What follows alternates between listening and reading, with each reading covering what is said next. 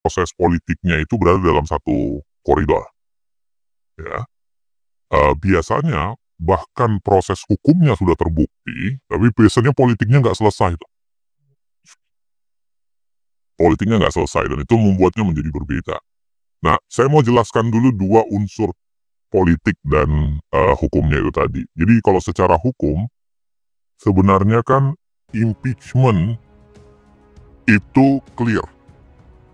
Apakah bisa terhadap presiden, tok, wakil presiden, tok, ataukah bisa dua-duanya secara bersamaan, dua-duanya semuanya bisa.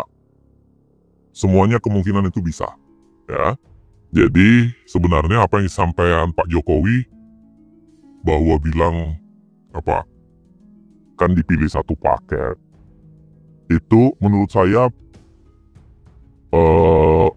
ya mungkin kan dia tidak paham ya konstitusi.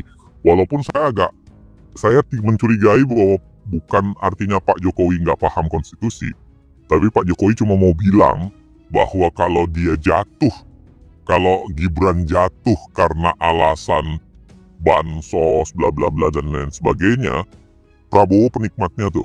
Jadi Prabowo juga harus jatuh. Kira-kira gitu sebenarnya.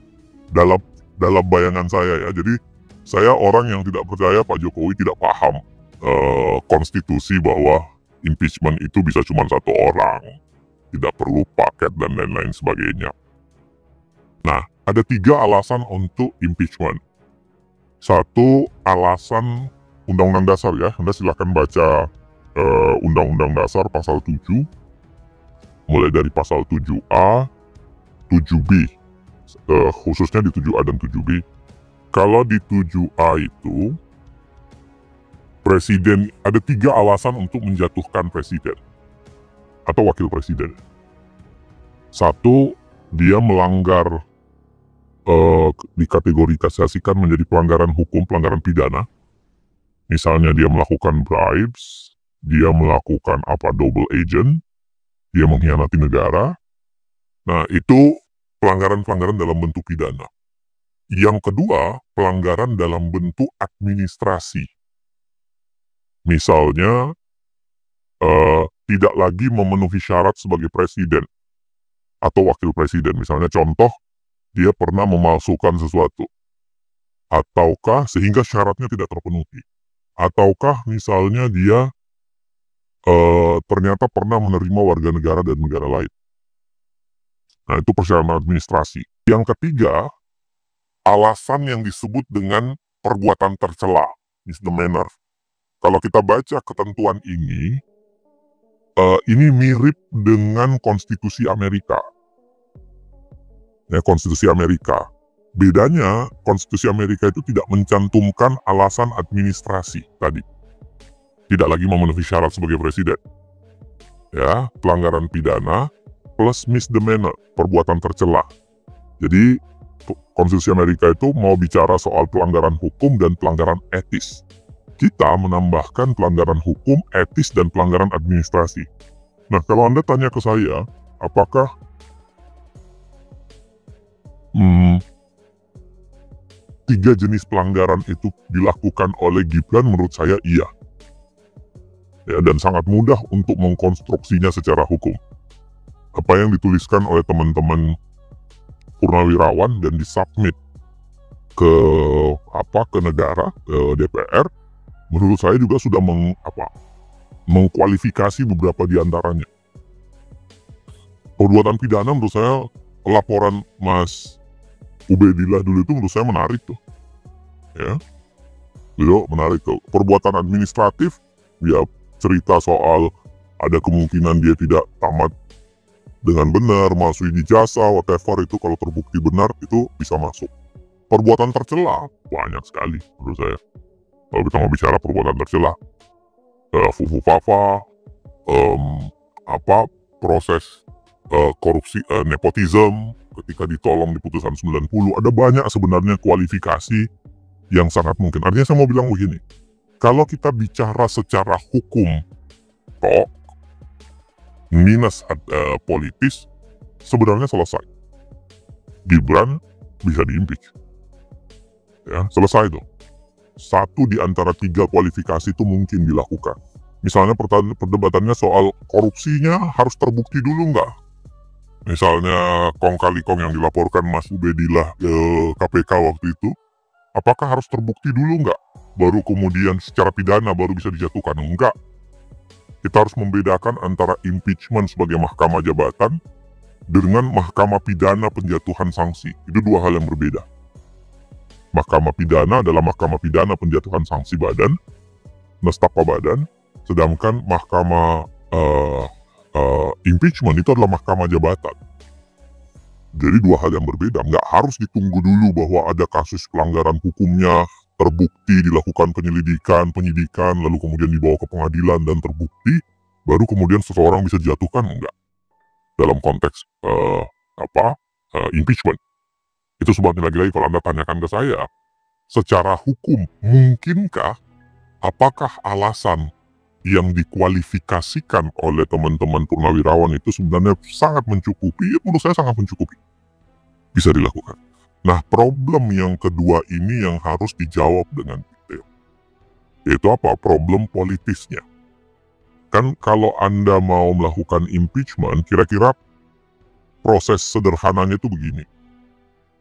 Dimulai dari, kalau saya sebenarnya ya, harusnya dimulai dari konteksnya interpelasi, angket, hak menyatakan pendapat. Ya boleh saja sih kalau orang mau melompat langsung menyatakan hak menyatakan pendapat. Tapi paling tidak harus ada pendapat DPR dulu bahwa benar Gibran telah melakukan satu di antara 3 perbuatan yang saya bilang tadi itu.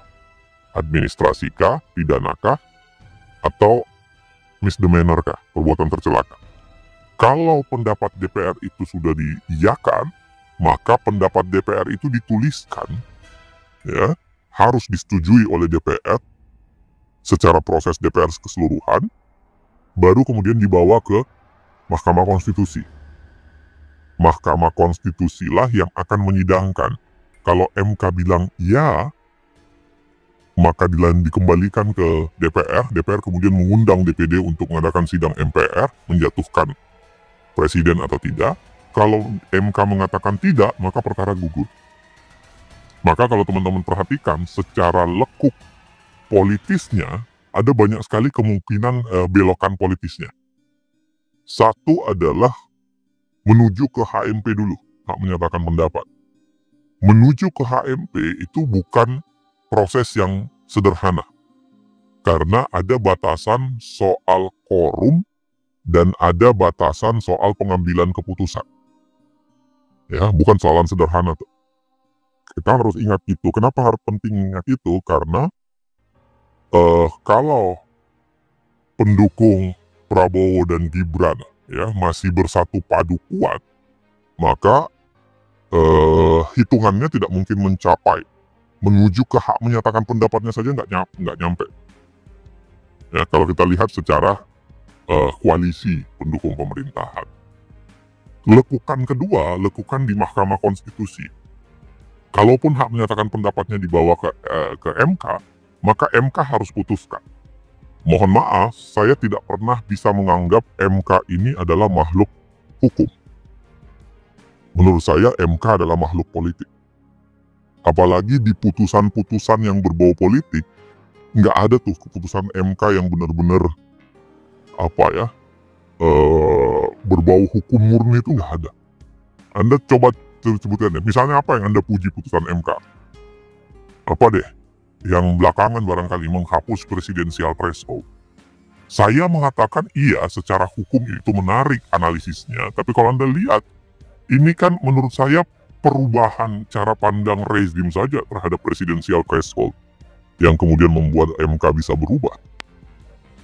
Apa iya butuh lebih dari 34 kali permohonan soal presidensial threshold baru MK sadar bahwa memang presidensial threshold itu berbahaya untuk demokrasi Indonesia? Kan nggak mungkin. Nggak mungkin. Bahkan kalau kita lihat banyak permohonan yang jauh lebih bagus dan canggih soal presidensial threshold tapi ditolak terus oleh MK kan. tiba-tiba ada mahasiswa beberapa orang nguji dan diterima gitu. Kalau saya membahasakannya, putusan MK itu karena angin politiknya sudah berbeda. Angin politiknya sudah berhembus ke arah berbeda. Itu sebabnya kenapa MK berani memutuskan menghilangkan presidensial threshold. Nah, itu kesan saya. Ya, jadi saya lekukan kedua saya katakan bahwa lekukan em, di Mahkamah Konstitusi. Kalau kita masih ingat putusan 90 yang ajaib meloloskan Gibran, hakimnya masih relatif sama, itu menurut saya akan sulit tuh, ya. Yang ketiga di MPR. Jangan lupa MPR itu ketika kalaupun MK mengatakan iya, maka hasil itu dibawa ke DPR, DPR kemudian mengundang DPD untuk menjalankan sidang MPR. MPR itu berisi lebih dari 700 orang, ya, dengan konstelasi yang agak berbeda. Jangankan dalam konteks kita Indonesia, konteks Amerika, mari saya ceritakan sedikit soal kasus Clinton. Kalau Anda masih ingat kasus Clinton, yang paling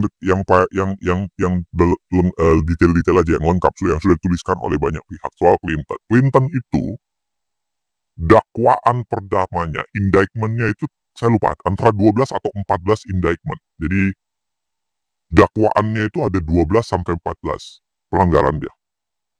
Tapi yang masuk ke DPR menjadi hak menyatakan pendapatnya, the right to inquiry-nya DPR, itu angketnya DPR itu 2. Hanya seingat saya berbohong di hadapan publik, itu berarti perbuatan tercela ya, misdemeanor. Yang kedua adalah berpeluang untuk menghilangkan alat bukti. Dalam kasus Clinton, ya kalau dalam kasus Clinton itu terbukti di dakwaannya, tapi kemudian para jurinya kan menolak. Jadi DPD-nya itu, senatnya itu menolak untuk menjatuhkan sanksi. Dan itu sebabnya kenapa kemudian tidak dijatuhkan sanksi impeachment terhadap Clinton. Istilahnya waktu itu kalau nggak salah adalah kebohongan Clinton itu tidak berakibat apa-apa untuk rakyat Amerika. Ya, jadi dianggap dimaafkan saja. Nah, kenapa saya harus bilang itu? Karena menurut saya begini, problem kita sebenarnya di impeachment itu adalah karena memang di DPR ini nggak ada kekuatan politik ideologis yang memang mau bekerja untuk mengawasi pemerintahan dan menghalangi yang namanya praktik-praktik buruk pemerintahan. Menurut saya omong kosong, mohon maaf. Semua partai-partai menurut saya sama aja. Nggak ada satupun yang bisa diandalkan ya untuk membawa logika pengawasan, mengagregasi yang namanya kekuatan untuk melakukan pengawasan dan penyelesaian. Semuanya punya agenda masing-masing. Nah, itu yang saya bilang tadi. Maka sangat bergantung pada agenda partai politik yang yang mudah sekali bergoyah itu, mudah sekali bergoyah. Menurut saya begini, bahkan PDIP menurut saya tidak menjadi oposisi untuk pemerintahan Prabowo Gibran. Dia oposisinya hanya pada Jokowi. Partai-partai lain menurut saya tidak ada satupun.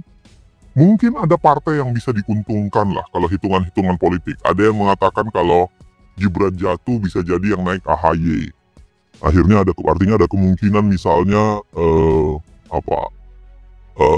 Gerindra akan Demokrat akan ikut membantu proses impeachment. Itu terserah, bacaan itu terserah.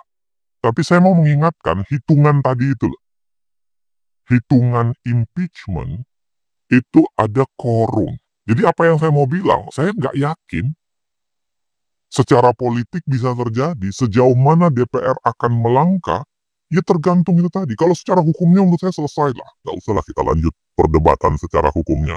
Selesai. Analisisnya sudah khatam kalau soal hukumnya. Ini soalan politiknya. Tidak ada satupun ya partai politik satu pun, bahkan kalau kita mau mengatakan kumpulan, lebih tidak ada, yang bisa melakukan upaya politik dan berani mengkonstruk cara berpikir hukum itu menjadi tindakan dalam proses impeachment. Menurut saya begitu. Ya. Kenapa? Karena memang kita tidak punya budaya oposisi yang memadai. Karena mati oposisi. Ya, jadi kalau mengharap pada proses formal di DPR, DPR mau membentuk panitia angket, mau mendorong segera dibentuknya tim panitia khusus untuk hak menyatakan pendapat, menurut saya akan omong kosong. Saya yakin itu. Nah, mungkin kemungkinan kedua, yaitu tadi, langsung desakan ke MPR, turunkan massa untuk dorong ke MPR, walaupun ya tetap saja menurut saya orang yang menolak cara-cara penjatuhan presiden secara tidak konstitusional. Ya, ini mirip saya mengutuk cara dulu menjatuhkan Gus Dur. Menurut saya, terlepas dari setuju atau tidak. Karena menurut saya itu cara-cara yang sangat inkonstitusional. Nah, saya rasa yang paling mungkin, kenapa itu tidak mungkin dalam konteks DPR, ya saya setuju dengan tulisannya Mas Dodi Ambardi, disertasinya udah diambati. Praktik politik kita itu politik kartel. Karena kartel, dia menjadi kartel tuh. Satu-satunya kemungkinan adalah ada perang antar kartel. Nah, menurut saya, nyaris tidak ada kemungkinan perang antar kartel dalam proses menjatuhkan Gibran ini. Nah, secara sederhana, saya akan mengikuti diskusinya dan saya pengen juga dapatkan insight dari teman-teman. Maksud saya, secara hukum selesai.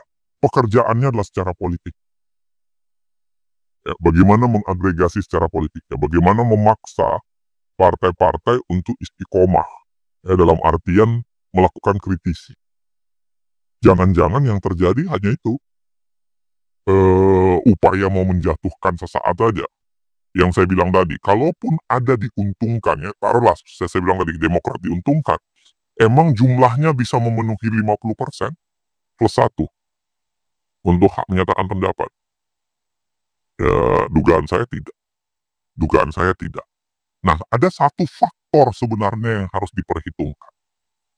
Faktor yang diperhitungkan menurut saya, dan saya persilahkan barangkali Mas Ubed ataupun Mas Rey dan Lucius barangkali bisa menganalisisnya lebih detail, yaitu faktor relasi antara Prabowo dengan Jokowi. Nah, ini tergantung betul nih. Kalau misalnya Prabowo itu sudah memang menjauh dari Jokowi, menurut saya kemungkinan partai-partai didorong ke arah mendukung proses impeachment itu akan ada. Tapi kalau relasi Pak Prabowo dan Jokowi masih adem-adem saja, masih anteng-anteng saja, saya kira tidak akan mungkin terjadi. Maka faktor politik penting. Faktor yang kedua adalah relasi itu tadi. Relasi antara Presiden Prabowo dengan mantan presiden sebelumnya, Jokowi. Kalau relasinya mesra, secara politik menurut saya tidak akan terjadi. Dan itu membuat secara hukum tidak mungkin ada. Tapi kalau relasinya lemah, bahkan relasinya misalnya berhadapan-hadapan, saya ingin mengatakan secara politik akan mungkin, sehingga bisa menghidupkan analisis hukum yang sebenarnya sudah cukup lengkap. Ya. Nah, saya ingin mengatakan begini, harus digarisbawahi, kita harus mampu untuk menjatuhkan Gibran. Kenapa? Karena ini adalah teguran untuk rejim. Ya, teguran untuk rejim. Nah, paling tidak ada proses untuk menjatuhkan presiden atau wakil presiden yang secara tidak etis, secara melawan hukum sudah mengambil jabatan. Tapi menurut saya tidak berhenti di Gibran. Jangan lupa persis yang saya sampaikan di awal tadi, yang menikmati naiknya Gibran adalah Pak Prabowo. Ya, saya kira survei-survei menjelaskan nih. Kalau tidak dipasangkan dengan Gibran, akan sulit Pak Prabowo barangkali memenangkan kursi itu. Jadi orang pihak BO-nya, beneficiary ownership-nya, orang yang diuntungkan dengan ini, ya Pak Prabowo. Ya, dan itu yang membuat saya yakin analisis ketiga adalah makin sulit untuk mendepak Gibran. Karena Prabowo pasti bisa terseret dalam konteks tertentu. Dan itu nyambung dengan pernyataannya Pak Jokowi ya. Ketika Pak Jokowi bilang, kan satu paket. Saya termasuk yang mengatakan itu bukan karena tidak paham Undang-Undang Dasar, bukan tidak paham konstitusi. Dia mau mengingatkan bahwa naiknya Gibran itu juga ada jejaknya Pak Prabowo di situ. Nah, terakhir saya mau bilang, bayangan saya mungkin yang harus dilakukan memang adalah menguatkan oposisi. Menguatkan oposisi ini membuat dua hal sekurang-kurangnya menguntungkan. Satu, bisa mengawasi pemerintahan secara keseluruhan dan bukan cuma Gibran. Kalau bisa menjatuhkan Gibran pasti bagus, tapi pada saat yang sama juga mengawasi Prabowo, ya, menghidupkan yang namanya pengawasan. Dan yang kedua, oposisi yang kuat ini membuat konstelasi berjalannya pemerintahan itu akan lebih terkawal.